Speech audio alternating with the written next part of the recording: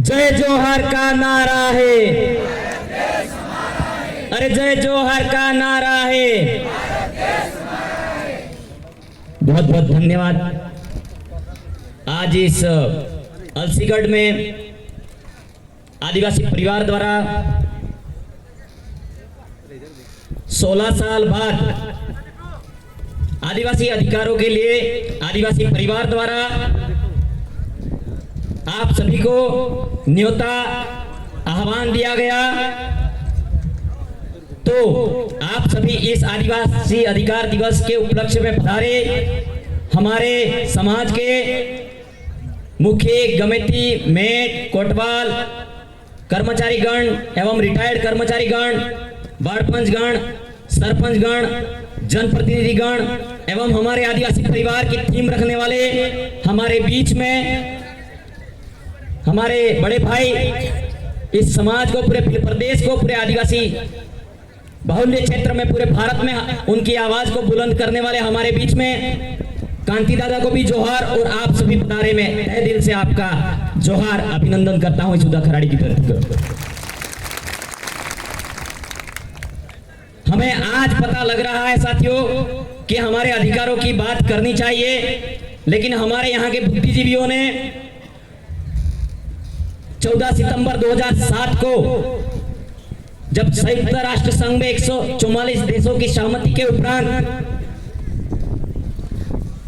संवैधानिक हक अधिकारों की बात करने के लिए भारत को भी या पूरे विश्व को उनके अधिकारों की बात रखने के लिए ऐसा घोषणा पत्र और ऐसी सहमति बताई जाए और जताई जाए, यूं करके उन्होंने ऐसी हमको अधिकार दिए। लेकिन हम लोग 16 साल बाद भी आज हम हमारे अधिकारों को समझ नहीं पा रहे। कहीं ना कहीं हमारी मूल पहचान और मूल भाषा और मूल संस्कृति और हमारे मूल हक अधिकार है उनको पहचान नहीं पा रहे हैं। साथियों, कहीं ना कहीं ये हो रहा है कि 16 साल पहले हमारे अधिकारों के लिए ऐसा स्टेटमेंट पारित हुआ, तो हम लोगों को आज पता लगा। ऐसा का ऐसा हमारे साथ में 46 साल या उससे पहले भी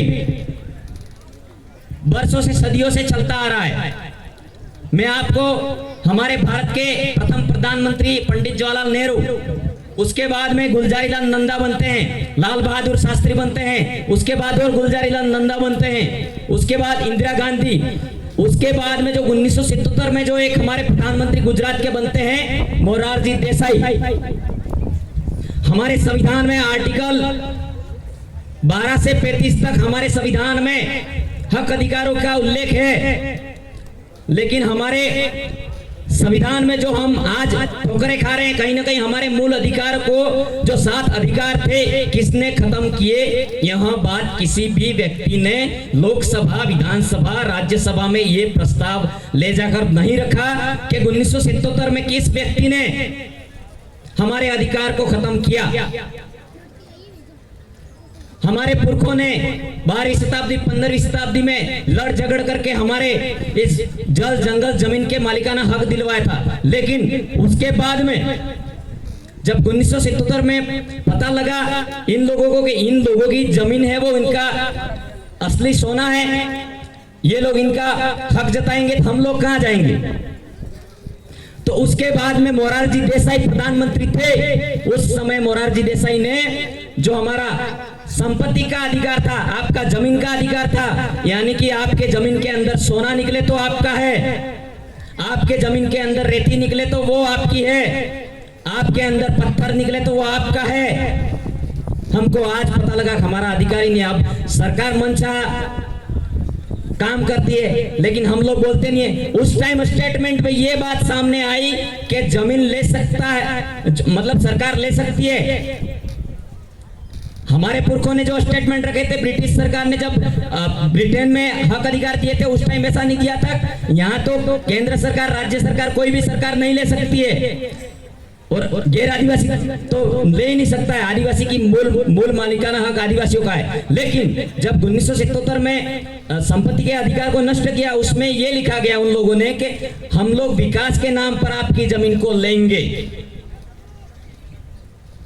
विकास के नाम पर आपकी जमीनों को लेंगे तो हम हमारे वाले उस टाइम कोई बोलने वाले थे नहीं, तो उन लोगों ने विकास के नाम पर लेंगे तो सरकार ने यह स्टेटमेंट निकाला था कि जो जमीन जा रही है उसका हम मुआवजा देंगे। क्या लिखी गई थी बात? जो जमीन जिसकी कोई विकास के कार्यों में, रोड के कार्य में जा रही है, कोई रेलवे पर ट्रैक बन रहा है उसमें जा रही है, हवाई पट्टी बना रहे उसमें जा रही है, तो हम लोग उनका मुआवजा देंगे। लेकिन आज क्या वो 1977 में मोरारजी देसाई की सरकार थी, क्या वो सरकार के जो 44वें संविधान संशोधन में ये हमारे संविधान अधिकार को बदला गया, उस अधिकार के स्टेटमेंट पे क्या आज हम हमारे सरकार से हम मांग करना चाहते हैं, मेरी जमीन चली गई तो क्या ये रोड बन रहा है, यहाँ पास में आपका मकान है तो आपको सरकार मुआवजा दे रही है या नहीं दे रही है, ये आपको सोचना समझना है साथियों। इस विषय पर हम लोग नहीं बोल रहे, हमारे यहाँ के हम खुले मन से कहना चाह रहे हैं, हमारे यहाँ के जो हम लोकतंत्र का हिस्सा मानकर आगे पहुंचाते हैं वो लोग हमारे आज तक नहीं बोले, चाहे हमारा भाई भी गया तो वो नहीं बोला। हम लोगों को तो यहाँ से आगे बैठते कहाँ है वो नहीं पता था। ये तो मेहरबानी की बात है कि हमारे कांति दादा भंवरलाल जी परमार दादा ने मिलकर इस प्रदेश टेरिटरी में और पूरे भारत में आदिवासियों को जगाने का काम किया, तब जाके हमको विधानसभा की भी शकल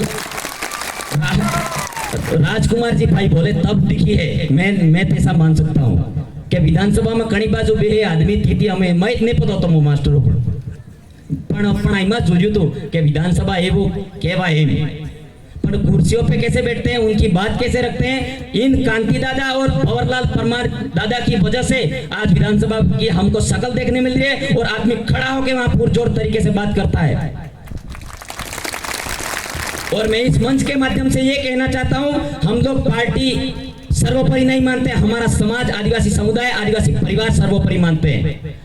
पार्टी का हवाला संविधान में नहीं है, क्योंकि आप लोगों को पता होना चाहिए हमारे कांति दादा और अमित दादा और जगदीश भाई पांडो दादा थे और भंवर दादा, आज आपको पता होना चाहिए कि हमारे उदयपुर क्षेत्र में या पूरे आदिवासी टेरिटरी विस्तार में समस्या होती है। क्या आप लोग इनको कांति भाई को पैसे दे रहे हो? क्या कांति भाई आपके लिए बोल रहे हैं? कांति दादा को चिंता हो रही है कि मेरा समाज मेरे लिए सब कुछ है। कांति भाई आज प्रिंसिपल क्यों नहीं होते? कांति भाई आज उच्च न्यायालय में वकील नहीं होते क्या? मतलब कहीं ना कहीं उनसे ओहदे पर पढ़ाई के तौर पर उनका निजी स्वार्थ रोजगार कमाने के लिए ऊंची पोस्ट पर भी होते। कोई खड़ू कहता है कांति भाई ने नोम ली है, अमित भाई नोम ली है, या आनंद नोम ले लेन प्रचार करवो है। हम किसी व्यक्ति का प्रचार करने नहीं आए, हमारा उद्देश्य वार्ड पंच, एमएलए, एमपी बनाना हमारा उद्देश्य नहीं है। हमारा उद्देश्य हमारे समाज को शिक्षा के दृष्टिकोण में आगे बढ़ाना। हमारे समाज में शोषण होता है, अत्याचार हो रहा है, उसके खिलाफ कौन आवाज उठा रहा है और उसके लिए कौन आवाज उठा रहा है, उसके लिए काम कर रहे हैं साथियों। तो आपके ये पूजा भील वाला मामला हुआ, कार्तिक भील वाला मामला हुआ, निर्मेश घाट वाला मामला हुआ, ये उदयपुर में ये आपकी जमीन आसपास छीनी जा रही थी, उस टाइम हमारे कांति भाई के आग के अंदर लगी हुई प्रॉब्लम है, मतलब कितनी समस्या है। आधा शरीर लेके भी आदमी आपके अधिकारों के लिए लड़ने के लिए आपके समक्ष खड़ा है। तो हम लोग ये कहने के लिए भी मंजूर नहीं है कि हम हमारे समाज के साथ में आके हम काम करें, जो कर रहा है वो कर रहा है, करो यूं। लेकिन ये जो इन दादा की आवाज है उन सभी का काम है, हमारा अनुशासित तरीके से काम है। आदिवासी परिवार किसी जाति धर्म समुदाय को ऊंच नीच बताने का काम नहीं कर रहा है। हमारा आदिवासी समुदाय है वो सदियों से, वर्षों से सबको संरक्षण देने का प्रयास किया है। कोई भूखा भी अपने घर आ जाता है, उसको अच्छे से पानी पिलाएगा, खाना खिलाएगा, लेकिन कभी ये नहीं पूछेगा कि तू कहां से आया, क्या कर रहा है, क्या नहीं कर रहा है, ये नहीं पूछेगा। पहला हमारा वो ही धर्म था। लोग यूं कहते हैं कि हमारा धर्म वो धर्म नहीं था, आपने कणु कहते पानी पीवड़ा दियो धर्म था। तो हमारे वो वाले लोगों ने उसको कन्वर्ट कर दिया धर्म में। असल कौम करी ते धर्म था ही, यूं कहते थे। धर्म का उल्लेख ऐसे नहीं था हमारे आदिवासी समुदाय में। हमारे आदिवासी समुदाय जीव मात्र मानव मात्र कल्याण के उपलक्ष्य में काम करता है। हमारे वाले पुरखे और हमारे जैसे कोई महिला होती है ते बोफर में तरजू था जाए ताना फोड़ी पावला आपने यहाँ माटलो मिल जो धर्म था ही।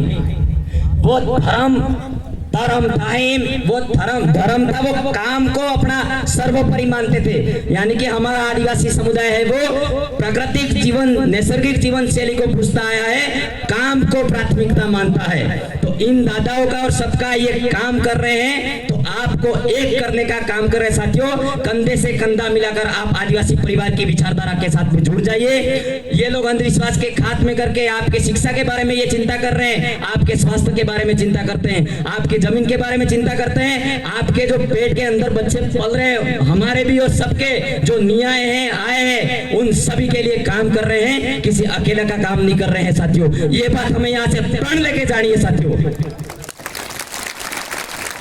इसलिए साथियों आप लोगों को समझना है, मैं ज्यादा समय नहीं लेकर मैं मेरी वाणी को यहीं विराम देने से पहले मैं यही बात कहना चाहूंगा कि हमारा कोई भी सामाजिक कार्यकर्ता बात रखे, आप लोग ध्यानपूर्वक शांतिपूर्वक अपने जो सामाजिक कार्यकर्ता की बात सुने। कोई भी चाहे 5 बज जाए 6 बज जाए, आप सुने बिना नहीं जाए, क्योंकि हमारे पुरखों ने 365 दिनों की 365 दिन प्रतिदिन हंसते हंसते हमारी इस मूल जमीन के लिए, मूल मालिकाने हक के लिए हंसते हंसते फांसी दे दिए। हम लोग 5 घंटे बैठने के लिए तैयार नहीं होते हैं, उठ के चले जाते हैं। लेकिन हमारा छोटे से छोटा कार्यकर्ता, बड़े से बड़ा सामाजिक कार्यकर्ता, हर आदमी अलग अलग टैलेंट, हर आदमी अलग अलग ज्ञान आपको पहुंचाने का प्रयास करेगा। वो आपको जानकारी है, वो आपको आप सीमित नहीं रखनी है, आपको वो जानकारी ले जा करके आपके सगे संबंधी परिवार में फैलाने का काम करना है। तो हमारे इस जो 1913 में और हमारे पुरखे जो सदियों से हम राजस्थान, मध्य प्रदेश, गुजरात, महाराष्ट्र, पूरे आदिवासी टेरिटरी विस्तार को मिलाकर भील प्रदेश बनाने का सपना है, हमारे कंधे से कंधा मिलाकर काम करने से पूरा होगा साथियों, मैं ये कहना चाहता हूँ। इसीलिए बहुत बहुत धन्यवाद। संचालक महोदय एक बार और नारा हो जाए, जय जोहार का नारा है, देश हमारा है, जय जोहार का नारा है, भारत देश हमारा है। अरे कुछ तो करो जवानी में, आग लगा दो पानी में। जय जोहार, जय आदिवासी, जय भील प्रदेश। बहुत बहुत धन्यवाद। धन्यवाद दादा, आपने काफी